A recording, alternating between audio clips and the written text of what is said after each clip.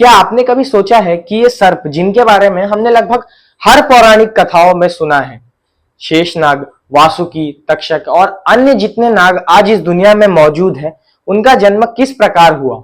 इसके पीछे एक रोमांचक कथा है। और एक बात, नाग पंचमी क्यों मनाई जाती है, इसके पीछे भी एक कथा है। आइए जानते हैं इससे जुड़ी कुछ कथाओं के बारे में। आपने कई बार अपने आसपास सर्पों को देखा ही होगा, लेकिन आखिर इस दुनिया में सर्प कैसे उत्पन्न हुए, इसकी भी कथा हमारे पुराणों में मौजूद है। कथा के अनुसार ऋषि कश्यप की दो पत्नियां थी, एक कद्रु और विनाता। कद्रु और विनाता दोनों ही ऋषि कश्यप की हर पूजा में मदद किया करती थी। एक दिन ऋषि कश्यप ने सोचा कि ये दोनों मेरे हर कार्य में मदद करती हैं, इन्हें कुछ भेंट देना चाहिए। इसीलिए ऋषि कश्यप ने दोनों पत्नियों को अपने पास बुलाया और कहा, तुम्हें क्या चाहिए? सबसे पहले कद्रु ने कहा कि मुझे ऐसे पुत्र चाहिए जो शक्तिशाली हो, जिनके अंदर विष हो, ताकि सभी इंसान उनसे डरे।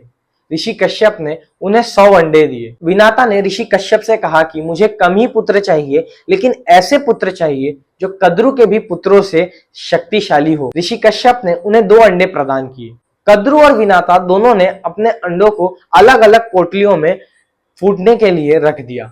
समय बीतता गया, कद्रु के सभी अंडे फूटे और उसमें से एक एक करके अलग अलग प्रकार के सर्प बाहर निकले। साथियों, शेषनाग, तक्षक, वासुकी, जितने भी सर्प हैं, आप जिनके बारे में भी आज सुनते हैं, वो सभी कद्रु के ही पुत्र हैं। तो यही एक रोमांचक कथा थी जिसमें ये पता लगा कि आखिर सर्प कैसे उत्पन्न हुए थे। अर्जुन के पोते परीक्षित जी एक बार जंगल में शिकार पर निकले। भूखे प्यासे थके हारे वो जंगल में एक जगह पहुंचे जहां ऋषि शमीक गहरी तपस्या में लीन थे।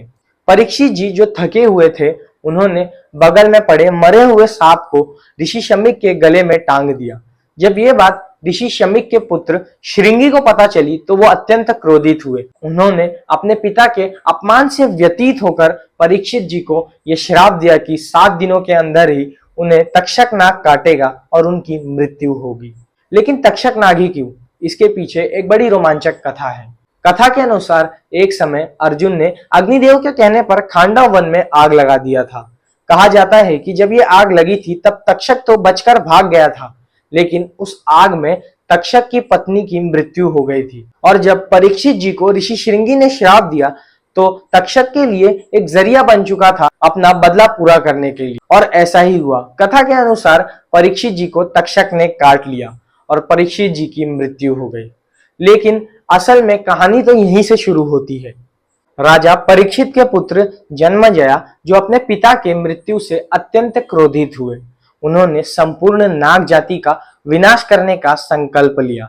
इसी उद्देश्य से उन्होंने एक विशाल यज्ञ का आयोजन किया, जिसे सर्प सत्र यज्ञ कहा गया। इस अग्निहोत्री में सभी सांपों को आहूत करके अग्नि में डाला जाता था। सभी ऋषि ने शक्तिशाली मंत्र का उच्चारण शुरू किया और इस यज्ञ का आरंभ हुआ।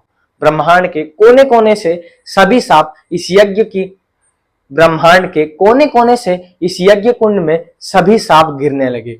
इस पवित्र अग्नि में हजारों सांप भस्म हो चुके थे।